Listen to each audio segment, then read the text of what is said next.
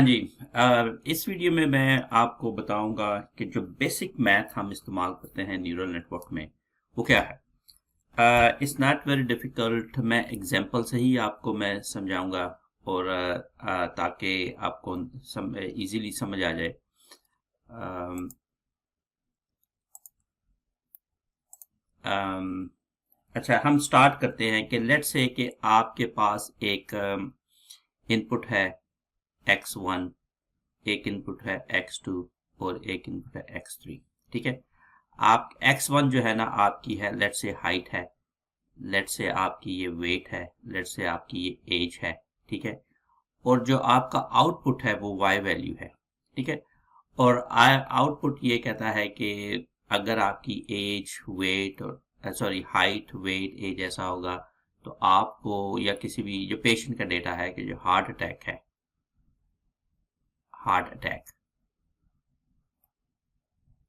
वो होगा या नहीं होगा। मैं कहता हूँ कि अगर 5 उसकी हाइट है, 5 फुट है, वेट उसका जनाब 160 पाउंड है, एज इसकी 40 ईयर्स है, तो उसको जो हार्ट अटैक जो है ना वो नहीं होगा। अगर हाइट उसकी 5 फुट है, वेट उसका जो है 180 है और एज जो उसकी है वो 45 है, तो उसको हार्ट अटैक होगा। तो इस किस्म की का आपके पास डेटा है, 6 है, 6.5 है, 5.2 है, वगैरह वगैरह, और 160 है, 170 है, 180 है, 79 है, 20 है, 35 है, तो 0 है, 1 है, 1 वगैरह वगैरह, इस किस्म का आपके पास डेटा है। ठीक है। अब इसको आपने न्यूरल नेटवर्क बनाना है। ठीक है। न्यूरल नेटवर्क जब आप बनाएंगे तो पहला काम तो आपने ये करना है कि आपको पता होना चाहिए कि आपके इनपुट्स क्या है। x1, x2, x3 ये आपके इनपुट्स हैं, ये जो हमने इनपुट्स यहाँ पे लगाए हैं। ठीक है। फिर आपको एक, अगर आपने न्यूरॉन लगाया है, सिंपल एक ही आपके पास न्यूरॉन है जिसको आपने इंफॉर्मेशन फीड कर दी। ठीक है। अब यहां से क्या होगा कि आपने इंफॉर्मेशन इसको दी। ठीक है। ठीक है। अब मैंने आपको बताया है कि जब आप इनपुट देंगे तो इसके साथ रैंडमली आप वेट भी लगाएंगे, वेट करेंगे W1, W2, W3। ठीक है। और जो आपका मैथ बनेगा वो हमने क्या कहा है, वो हमने कहा है कि input time weights plus input time weights plus input time weights. ठीक है। ये आपका जो है ना अभी एक सिंपल आपका मैथ बना है। ठीक है। इसके ऊपर आपने जमा कर दिया है 22। ठीक है। जिसको आप बी कहते हैं। तो अब आपकी जो इक्वेशन जो बन गई वो बन गई z equals input time weights plus input time weights plus input time weights plus 22। ये आपकी जो है ना ये आपका मैथ बन गया। ठीक है। इक्वेशन बन गई। अब मैं सिर्फ बताना ये चाहता हूं कि इसके अंदर, ये तो सिंपल मैथ है, इसके अंदर आप इसको मैट्रिक्स की फॉर्म में कैसे लेंगे। ये जो आपका x है ना इनपुट है ये आपका इस तरह आप लिखते हैं x1, x2, x3। ठीक है। ये आपका एक मैट्रिक्स है। ठीक है।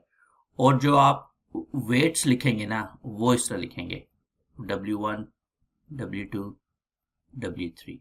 ठीक है। और 22 चूंकि a की वैल्यू है तो आप उसको वैसे लिखेंगे। अब ये जो मैट्रिक्स आपका x है इसकी 3 रो हैं और एक कॉलम है। ये जो मैट्रिक्स आपका W इसकी एक रो है और 3 कॉलम है। ठीक है। अच्छा, आपने ये देखा कि मैंने ये किया है कि x1 W1, इसका मतलब है कि मैंने इन दोनों को मल्टीप्लाई करना, दो मैट्रिक्स को मल्टीप्लाई करना है। मैट्रिक्स को इसको मल्टीप्लाई करने के लिए ये जरूरी है कि पहले मैट्रिक्स की जो कॉलम है और दूसरे मैट्रिक्स की जो रो है ये बराबर होनी चाहिए। ठीक है। पहले मैट्रिक्स की रो जो है वो कॉलम एक है, दूसरे मैट्रिक्स की रो एक है, तो ये दोनों बराबर हैं, तो इसलिए मैं इनको मल्टीप्लाई कर सकता हूं। अब जब मैं इसको मल्टीप्लाई करूंगा तो मेरे पास क्या आएगा कि x1, मैं इसको W1 के साथ मल्टीप्लाई करूंगा, प्लस x2 को मैं इसके साथ मल्टीप्लाई करूंगा, प्लस x3 को मैं इसके साथ मल्टीप्लाई करूंगा, ठीक है। और प्लस मैं ये b जो है वो मेरा आ जाएगा मैट्रिक्स जो 22 है, ठीक है। अब जब हम इक्वेशन लिखेंगे तो वो ऐसी होगी x w प्लस b, और x की वैल्यू जो है ना 1 2 3 है, और w की वैल्यू भी 1 2 3 है। अच्छा, ये फैसला करना कि कितने x w होंगे, कितने बेस बाइसेस होंगे, तो जितना इनपुट होंगे उतने ही आपके W's होंगे, रैंडम वेट उतने होंगे, और 22 जो है वो आपका न्यूरल नेटवर्क जितने न्यूरॉन्स होंगे, हमारे पास एक न्यूरॉन है तो हमारा एक ही 22 होगा, अगर 2 न्यूरॉन होते तो हमारे 2 22 होने थे, 22 होने। तो अब ये जो है ना, ये बेसिक मैथ जो न्यूरल नेटवर्क में है वो इतना ही इस्तेमाल हो रहा है। अब जब नेक्स्ट वीडियो में मैं आपको बताऊंगा कि आपने इसको कोड कैसे करना है, तो फिर आपको अंदाजा होगा कि ये जो बेसिक मैथ है टेंसर फ्लो में या मैथमेटिक्स जब कोड बनाने तो कितना आसान ये काम होता है, आपको ये हाथ से ये सारा काम नहीं करना पड़ता। तो अगर आपको ये चीज़ समझ आती है तो फिर आपको वो चीज़ भी समझ आ जाएगी जो हमने पहले आपको बताई हुई थी कि y इक्वल्स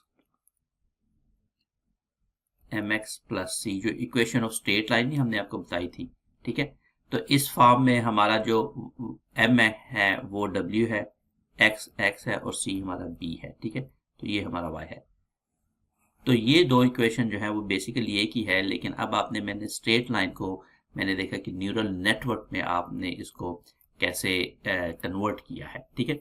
इस बेसिक मैथ को आप समझ जाए कि मैट्रिक्स आपको पता होना चाहिए और मैट्रिक मल्टीप्लिकेशन कैसे करते हैं। अब ये तो सिंपल एक न्यूरॉन है। अगर आपके यहाँ पे एक लेयर होगी तो ये कॉम्प्लिकेटेड होगा, फिर सेकंड लेयर होगी मजीद कॉम्प्लिकेटेड हो जाएगा। अगर आपके इनपुट ज़्यादा है वो मजीद कैलकुलेशन बढ़ जाएगी। लिहाजा इसको हम जो है ना अगले मैं आपको अगली वीडियो में बताऊंगा। I hope it make sense. Thank you.